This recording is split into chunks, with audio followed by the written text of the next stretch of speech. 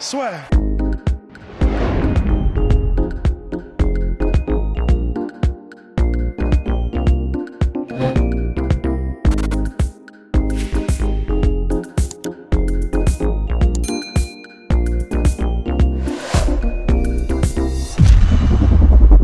Bonjour à toutes et à tous. Bienvenue dans le podcast La Sueur, mon cher Polydomso, les pronostics de l'UFC 261. Dans la nuit de samedi à dimanche à partir de 4h du matin, si je ne m'abuse. J'ai fait 100% faux là, sur le dernier week-end. Ah donc, oui. On est de retour. Donc à partir de 4h du matin, la main card sur RMC Sport. Pardon mon cher Polydomso. Donc on va commencer crescendo, comme d'habitude, avec le Coco Main Event. Valentina Shevchenko, 19-3 en carrière, plus grande flyweight de tous les temps à l'UFC. En même temps, vous allez me dire, c'est pas très compliqué jusqu'à maintenant. Et face à elle, Jessica Andrade, 21-8, ancienne championne strawweight qui monte chez les flyweights, c'est un petit peu la coutume si vous voulez. Et donc voilà. Donc au moins, je vais te dire un truc qui est intéressant quand même, parce que bon, ce n'est un secret pour personne, c'est pas vraiment la catégorie qui m'intéresse le plus et qui nous intéresse le plus, objectivement. En dépit de tout ce qu'on peut penser, les flyweight, le problème c'est qu'il manque un peu de compétition. Mais là, Andrade, c'est quand même un client sérieux. Alors certes, c'est pas sa catégorie, mais je trouve que c'est intéressant parce que c'est un petit tank et elle a des qualités physiques qui un peu rebattent les cartes quoi qu'il arrive, tu vois. J'allais dire, elle a un super menton, mais elle s'est quand même fait faire mettre KO par Weili Zhang, mais c'est quelqu'un qui est très très dur au mal, qui avance tout le temps, qui a beaucoup de force et qui a du pouvoir du KO. Donc ça, tu peux jamais, ce type de profil-là, tu peux jamais les mettre de côté. Même si en face, en vérité, Valentina Shevchenko, c'est peut-être une des meilleures strikers contreurs chez les féminins. Je pense franchement en termes de technicité avec Tug Rose, je pense que c'est probablement et je pense qu'elle est même plus technique encore, tu vois. Et il y a aussi ce knockout power que Rose n'a pas. Ouais, et aussi et puis elle prend peu de coups quoi. Elle a vraiment une bonne défense. Elle est alors moi j'apprécie pas trop Valentina Shevchenko parce que justement le truc c'est que si tu fais rien face à elle et qu'elle ne fait rien. Enfin, en gros, si elle se retrouve face à quelqu'un contre qui elle n'a pas une énorme avance technique et un énorme avantage, et qu'il n'y a pas d'action, il n'y aura pas d'action. Ces combats contre Amanda Nunes, ils étaient horribles à cause de ça. Enfin, moi, personnellement, ça m'a rendu fou de regarder ces combats. Bon, après, c'est parce que c'est Amanda Nunes et que c'est difficile de se découvrir, mais néanmoins, c'est le truc qui rend le spectacle pénible. Et autre chose qui m'énerve un petit peu, justement, c'est la qualité des adversaires qu'elle a en face d'elle. Bon, là, pour le c'est coup, pas de sa faute, mineur. C'est clair, c'est pas de sa faute. Et là, il faut bien nourrir la championne aussi. C'est l'autre problème aussi. C'est vrai. Mais c'est la pertinence de ces catégories pour moi qui me laisse un peu perplexe. Dubitatif, perplexe, c'est mieux comme terme. Et mais bon, là, Andrade, ça va être intéressant. Ça va, à mon avis, il va y avoir de l'action parce qu'Andrade va venir la chercher. Donc les mecs qui ont fait le match-up sont pas idiots. Ça va être un match qui va être intéressant. Il va y avoir des étincelles. Je pense qu'il y a des années-lumière, 12 parsecs de niveau technique entre les deux debout. Mais comme j'ai dit. C'est pas grave. Andrade, de toute façon, elle a le gros égalisateur. Elle peut te faire un suplex ou un slam et te casser la nuque. Ça fait presque partie de son game plan parce qu'on va y revenir. Mais la revanche contre Rose. Et mine de rien, c'est un truc que j'ai apprécié dans sa revanche contre Rose quand même. C'est que, en fait, Andrade, typiquement, je pense que si ça avait été quelqu'un qui avait été bien encadré, bien entraîné depuis le début, elle aurait pu être excellente parce qu'elle a elle a des trucs que tu peux pas apprendre en fait. Elle a du pouvoir du chaos, c'est rare chez les nanas. Elle a une volonté de faire, elle est dure, elle est forte, elle est violente, elle est assez rapide. Donc ça fait beaucoup de gros plus physiques. Ça c'est plus ou moins inné, tu vois. Bien sûr, elle s'est entraînée à mort pour les développer, mais il y a beaucoup de gens qui n'ont pas ces qualités malgré tous les entraînements. Le problème c'est qu'elle a un style qui est ultra cru quoi. Elle fonce sur son adversaire, elle cut pas vraiment l'octogone, elle fait pas beaucoup de combinaisons de boxe, elle vise souvent la tête, donc il y a pas une grosse sophistication dans son jeu. Néanmoins, ce que j'ai apprécié dans le dernier combat contre Du coup, Tug Rose, qui est peut-être une des meilleures strikers en MMA, du coup chez les femmes, c'est qu'elle avait un style de défense, elle avait un peu plus de mouvement de tête, et elle faisait rater en fait certains coups de Tug Rose. Et mine de rien, quand t'es un combattant qui avance sur l'adversaire, d'avoir ce petit truc en plus, de pas prendre les coups tout le temps et de pas avancer en ligne droite comme un zombie, mais ça peut vraiment changer beaucoup de choses. Et moi, ça m'a plu contre Tug Rose. Est-ce que ce sera suffisant face à Valentina Shevchenko? Je sais pas, je pense pas. je ne pense pas. Je pense qu'à part accident, il y a quand même un gros niveau d'écart. Néanmoins, je te dis, on peut jamais sous-estimer un profil comme celui d'Andrade. Pronostic en fin de podcast. Mais toi, t'en penses quoi, toi, d'ailleurs En 1000 je suis entièrement d'accord avec mon cher Polydomso. De toute façon, moi, je vois pas, à part, je vais pas dire Lucky Punch, parce qu'elle ira le chercher, mais je pense qu'elle va être dominée. Et voilà, quoi. C'est... Parce que... Ouais, non, mais on l'a vu. Enfin, chaque fois, en fait, qu'elle est face à... Et puis surtout, mine, Valentina Shevchenko, elle est aussi athlétique, en fait. C'est ça aussi la différence. C'est que une Rose, j'ai l'ancienne personne qui avait eu le title fight contre Jessica Chookagian. Ah oui, Chookagian, d'accord, ok. Justement, c'est des personnalités elles sont techniques, mais elles peuvent se faire bouger par Andrade. Là, je pense que même contre Shevchenko, elle va avoir du mal justement à imposer aussi le côté physique. Et c'est pour ça que je n'y crois pas trop pour la challengeuse. Alors, donc c'était en 2020 et c'était donc Kathleen Chookagian. J'avais peur d'écorcher son prénom. Alors, co-main event. Et là, attention. Weili Zhang revient, donc la championne, 1 an après sa guerre absolument monstrueuse contre Joanna Jedrzejczyk. Oui, Jedrzejczyk. Donc, combat de l'année. L'un des combats de l'année 2020, c'était en février. Donc, c'est un des plus beaux combats chez les femmes, de tous les temps. Je pense, carrément. Ouais, c'était impressionnant. Ouais, c'était fou. Et donc là, elle revient face à l'ancienne championne, Tug Rose Namajunas, qui est revenue, elle, depuis sa défaite. Donc... assez quand même traumatisante face à Jessica Andrade. Elle a pris sa revanche sur Jessica Andrade, non sans mal, parce que sur la fin du combat, c'était tendu. Donc là, elle affronte Weili Zhang. Personnellement, j'ai très très peur. S'il n'y avait qu'un round, je dirais Rose tous les jours. Même sur 3 rounds, je donnerais Rose aussi. Mais le truc, c'est que là, c'est... Au-delà du technique, on va parler du technique après, je pense que c'est vraiment une question dans le précédent combat qu'on a évoqué, il y avait un différentiel en termes de technicité. Là, il y a un différentiel en termes de mental. Je trouve Weili Zhang, c'est quelqu'un qui lâche pas l'affaire, qui a un des meilleurs conditionnements physiques chez les femmes. Qui a du pouvoir de KO, qui a de la technique, elle est très très forte, mais c'est vraiment, je pense qu'il la distingue, c'est son mental, elle lâche vraiment pas, elle va continuer de te chercher tout le temps. Son combat contre Joanna Jedrzejczyk, elle l'a eu en fait au trip. Elle l'a eu au trip. Je trouve pas que, parce que sur les premières, au début, sur les enchaînements, celle qui mettait le plus de coups et qui avait la meilleure compréhension, qui variait mieux les niveaux, c'était Joanna Jedrzejczyk. Mais en fait, juste en s'accrochant et en tournant le combat, en faisant du combat non pas un match de kickboxing, mais une guerre vraiment de tranchées, elle a réussi à mettre en fait Joanna Jedrzejczyk à son niveau. Et c'est elle ensuite qui dominait parce qu'elle avait plus de puissance de frappe en fait, et une anglaise un peu plus agressive en fait. Donc c'est ça qui est impressionnant avec Weili Zhang. Pour regarder certaines de ses vidéos d'entraînement, je sais pas ce qu'ils lui ont donné à manger en Chine, là, je sais pas d'où elle vient, mais c'est juste impressionnant quoi. Enfin, elle a une routine d'entraînement qui est assez ahurissante, c'est un truc de dingue. Et de son côté, je pense honnêtement, je vais vous donner le fond de ma pensée, je pense que Tug Rose est plus talentueuse, plus intelligente aussi. Mais là, physiquement, c'est un truc... pour moi, tu vois, pour le coup, Weili Zhang contre Valentina Shevchenko, je signe tous les jours. Moi aussi, pareil. Mais juste, en revanche, pour le coup, là, je veux dire, le plus gros différentiel. Alors, les gens vont dire, Fight IQ, comment il ose dire qu'elle est puissante. D'accord, ok, on va mettre à peu près sur le même plan d'égalité qu'avec Weili Zhang. Je vais pas froisser les fans de Weili Zhang. Mais en revanche, là où je pense qu'il y a un énorme différentiel, c'est sur le mental. Je trouve que le mental de Tug Rose est ultra instable. C'est qu'il y a certains moments où elle va s'accrocher, elle va faire une guerre. Le combat de revanche contre Jedrzejczyk, par exemple, Elle a tenu les 5 rounds sans problème et elle avait le style, elle avait toujours le sang-froid, toujours le calme et elle a pu appliquer sa stratégie sans problème.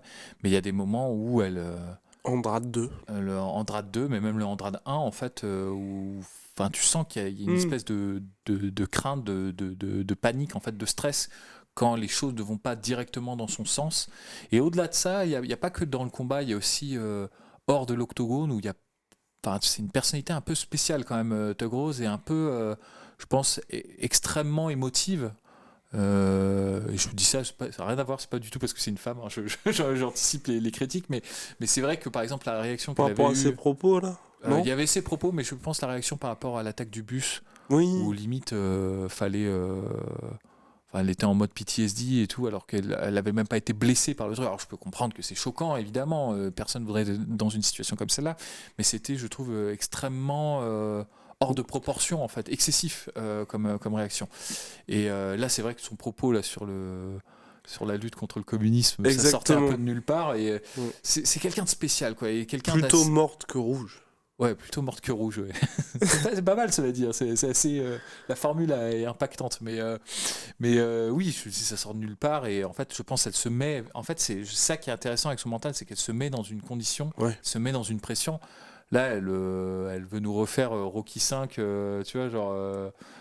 Silver Quatre. Sword 4, 4. oh Oh là là là, là, oh oh là là, là 4. là, mon Dieu. Mon Dieu, 5 c'est avec Tommy On est Tommy passé à Morrison ça en de plus. se faire striker la chaîne. Ouais, non, c'est clair, c'est impardonnable. Bref, et enfin, si elle nous fait le même discours à la fin, là, si moi je peux changer, alors et que vous pouvez changer, alors le monde entier peut changer. Là, franchement, j'applaudirais parce que ce serait assez stylé, assez postmoderne, là, tu vois, pour le coup. Mais oui, donc j'ai un peu de dans la perspective de ce combat, j'ai peur que si elle n'établisse pas tout de suite un avantage. Parce qu'en termes de, je pense qu'elle peut le faire quand même, hein, parce qu'en termes de footwork, de boxe offensive, je pense qu'elle est beaucoup plus sophistiquée que Weili Zhang. Weili Zhang elle est très très bien, hein, elle a des excellents fondamentaux, elle est excellente techniquement, elle va très très vite. Elle peut très bien, je pense qu'elle peut très bien mettre KO d'ailleurs Tug Rose Ouais. comme ça sur un échange, hein, ça me surprendrait pas. Hein. Just like that. Just like that, tu vois, et c'est possible.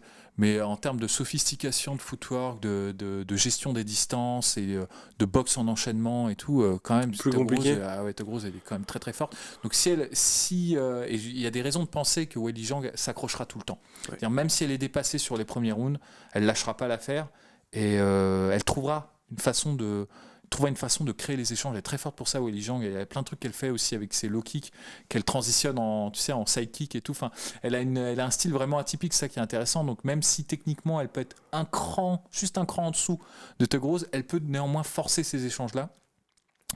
Et là, en revanche, je vais avoir peur pour Tug Rose. Tu vois, à partir du moment où ils vont être sur un cran à échanger, si elle peut pas tout le temps maintenir ses déplacements en L-step et faire le matador tout le temps, là je vais commencer un peu à Là où c'est vrai transpirer, que là. c'est compliqué pour elle de transpirer. tenir plus de 5 minutes là-dessus. C'est ça.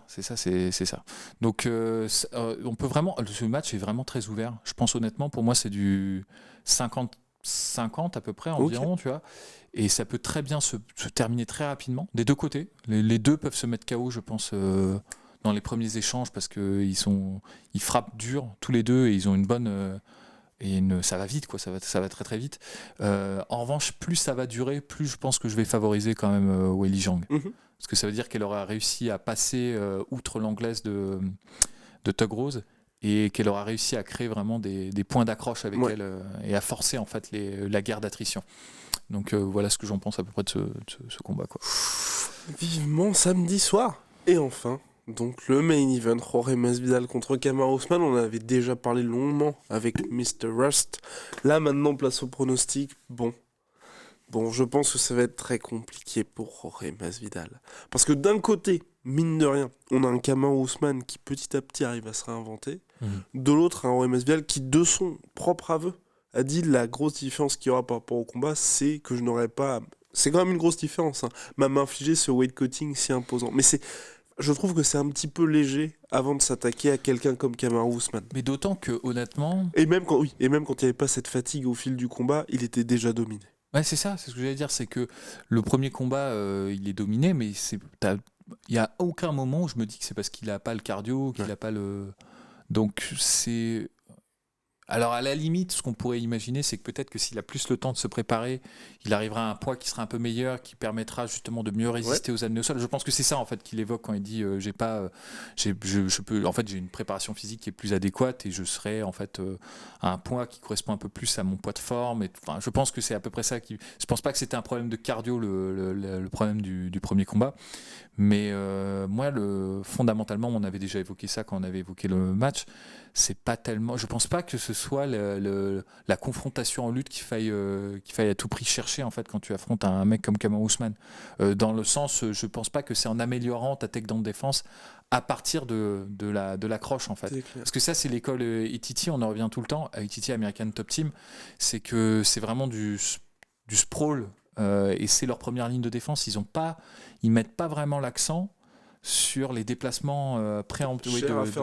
Cher à Fernand Lopez, cher à Johanna Jędrzejczyk, cher à Eddie Alvarez, cher à tous ces mecs-là. City Kickboxing, évidemment. Kickboxing, voilà, ils ont gagné des titres UFC avec ça. Mais c'est clair. Et je pense que ça doit être ta première ligne de défense, surtout quand tu es face à des mecs qui, en fait, exploitent la stratégie numéro 1 des Titi, qui est de chercher le mur, enfin de chercher la cage pour se relever. Et Titi, en fait, leur stratégie a été valide il y a quelques années, ça marchait très très bien.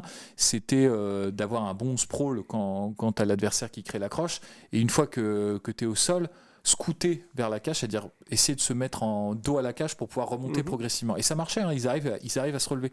Sauf que maintenant, on est face à des gens qui ont compris et intégré en fait ces stratégies. Et c'est le problème avec des gyms comme ETT, parce qu'ils sont tellement énormes que tu as plein de combattants qui suivent cette stratégie.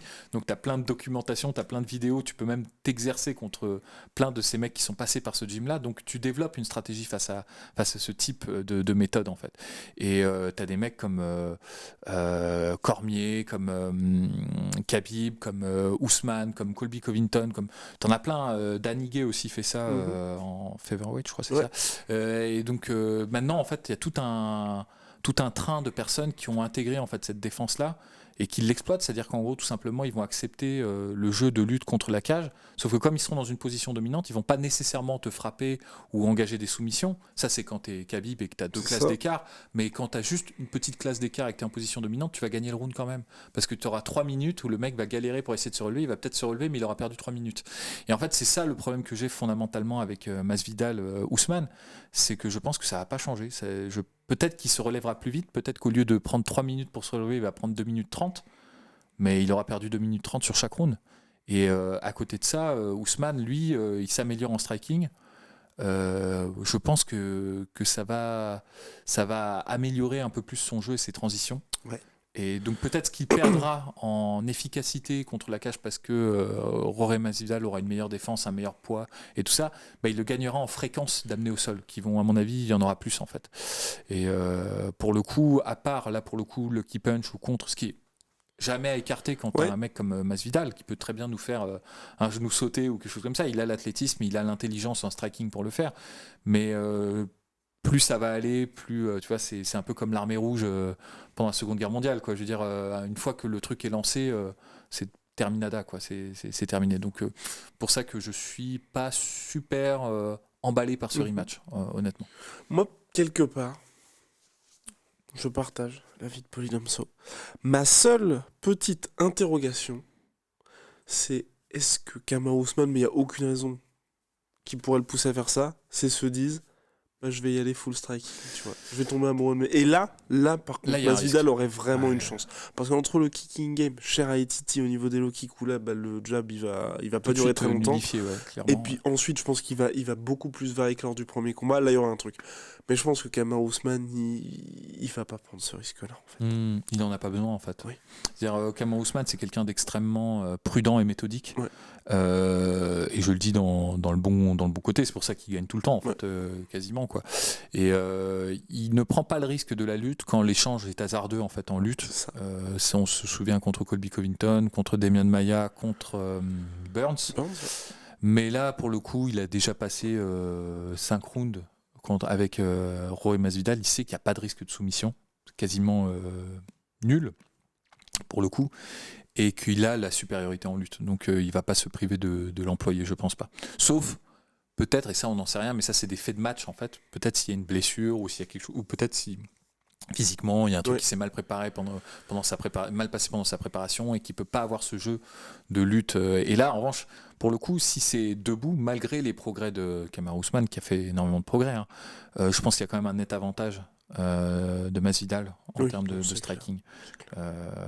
Donc là, pour le coup, là, les cartes sont rebattues. Mais ça, on peut pas le prévoir. Ouais. Nous, on part du principe que quand on fait nos pronos, on part du principe que tout se passe bien et que les mecs arrivent à peu près dans le même état qu'ils étaient, on va dire, dans leur dernier combat, quoi. Donc moi, là, partant comme ça, je pense que Ousmane va pouvoir employer sa lutte et qu'il n'y aura pas de problème et que du coup, on se redirige vers une répétition du premier combat, en fait. Et j'ajoute aussi, pour aller dans la direction de Poidomso, que c'était un combat short notice pour Masvidal, mais aussi pour Kamaru Usman. Et dans Tout à ce fait, sens-là, où c'est vrai que les gens ont peut-être été, n'ont pas été très impressionnés par la lutte de Kamaru Usman sur ce combat-là, parce que c'est vrai qu'il s'est pris des coups au sol. Les amener au sol était peut-être un peu plus compliqué qu'habituellement, mais moi je pense aussi, mine de rien, il se préparait pour Gilbert Burns. Et il venait de commencer sa collaboration avec Trevor Whitman. Ouais. Donc 6 jours avant le combat, il n'était pas du tout sur ce game plan-là. Mm. Donc c'est vrai qu'à mon avis, là, il va mettre l'accent dessus, et je pense aussi que ça va être encore plus impressionnant quelque part. Ouais. Alors, pronostic.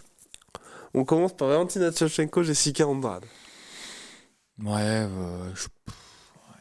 allez, Valentina Shevchenko par décision unanime très très large. Peut même le terminer, elle peut Ouais. même la terminer parce que bon, flyweight quand même, hein, elle est plus lourde qu'Andrade et Andrade, comme elle va lui rentrer dedans, bah, si elle prend un contre, elle va le prendre plein fer. Donc c'est même possible qu'elle termine le match assez rapidement. Ça me surprendrait pas, mais bon, néanmoins, je vais dire décision unanime, mais tranquille, quoi, vraiment outstriking, quoi. Je mets Shevchenko par TKO au 4e round. Allez. Mais en revanche, secrètement, j'aimerais bien qu'Andrade gagne. Hein. Ce Oui, serait ah bah très très ça- ah, drôle. ce Hein. Moi, serait- ça ce serait bien. me ferait beaucoup rire. Non, quoi. puis ça mettrait un petit peu de peps dans Ouais, cette c'est clair. catégorie, enfin. Weili Zhang, Rose Namajunas. Là, et d'ailleurs, oui. On veut aussi vos pronostics en commentaire. Attention, on n'est pas les seuls à se mouiller. Le cœur dit Grosse. La raison dit Weili Zhang pour ce que j'ai évoqué, je pense que si ça passe les premiers rounds, Weili Zhang par TKO round Ouais. 4. TKO round Ouais, c'est ce 4. que je pensais aussi. Ça me ferait... Ça C'est chaud qu'elle se fasse finir. Bon, là, quand pour le même, coup, Rose. je cache pas que je suis fan de Tug Rose. C'est une des rares combattantes féminines que Comment dont- ne pas être fan? Non, mais surtout techniquement, je regarde énormément parce que en termes de déplacement et de science du striking, Ouais. elle peut en apprendre à beaucoup de gens, même dans les catégories masculines. Quoi. Donc du coup, c'est agréable à regarder. Donc du coup, c'est avec un pincement au cœur que je vais plutôt aller du côté de Weili Zhang pour le coup. Ouais, puis surtout que mine de rien, les récents combats de Rose Namajunas, jusqu'à ce qu'il y ait cette petite baisse physique, c'est somptueux. Ouais, c'est clair. Oui, et puis pour ma part, ouais, moi aussi, je vois un KO, un vrai KO de Weili Zhang contre Rose au 4e round. Kamaru Usman, Jorge Masvidal. Bah, moi, décision unanime, Pareil. sens unique, mais c'était déjà Avec, je sens pense, unique au le moins, premier combat. au moins 15 minutes contre la cage d'immobilisation. Non, mais c'est vrai, je pense qu'il va vraiment pas prendre de risque, Ousmane. Donc voilà, moi je pense à décision unanime 50-45. Quoi, tu vois, Allez, genre, voilà, la classique, ouais. le tarif habituel. Voilà. Ouais. Bon, moi je pense qu'on a fait le tour. Ouais. Allez, big shout out à MySweetProtein, moins 40% sur tous mes protéines avec le code la sueur et moins 10% sur tout Venom avec le code la sueur Venom, sponsor de l'UFC. Oui, c'est aussi valable sur la gamme UFC. À très très vite.